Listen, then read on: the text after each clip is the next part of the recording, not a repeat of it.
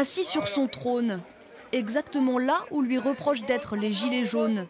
À Langres, pour l'acte 8 de la mobilisation, c'est une pièce de théâtre un peu particulière qui se joue, le procès d'Emmanuel Macron. Monsieur le roi, vous êtes accusé 1.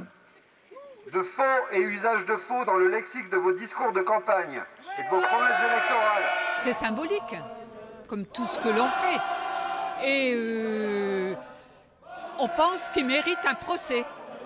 Aujourd'hui, on arrête plein de gilets jaunes pour rien, pour absolument rien. Lui, il en commet des erreurs. 120 000 suppressions d'emplois. Et ça, ce sera aussi pour vos enfants. Je manifeste aujourd'hui pour représenter le personnel soignant, avec les restrictions de personnel et tout ce qui est fonction publique et fonction hospitalière pour pouvoir avoir un peu plus de subventions et de personnel et soigner les personnes âgées et nos patients dans de meilleures conditions. RSA, CSG, injustice fiscale, les revendications restent les mêmes.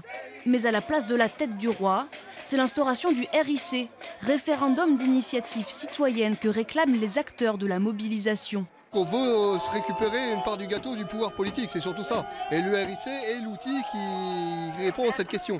On veut que le citoyen prenne la parole, ait son mot à dire. On veut une démocratie et on en a marre d'être dans une dictature tout simplement, quoi. Ça suffit plus de voter en fait. Ça suffit pas de voter. À Langres, entre 180 et 200 gilets jaunes prennent part à la représentation. Avant l'acte 9 de la mobilisation, c'est désormais un coup de théâtre qu'ils attendent du gouvernement.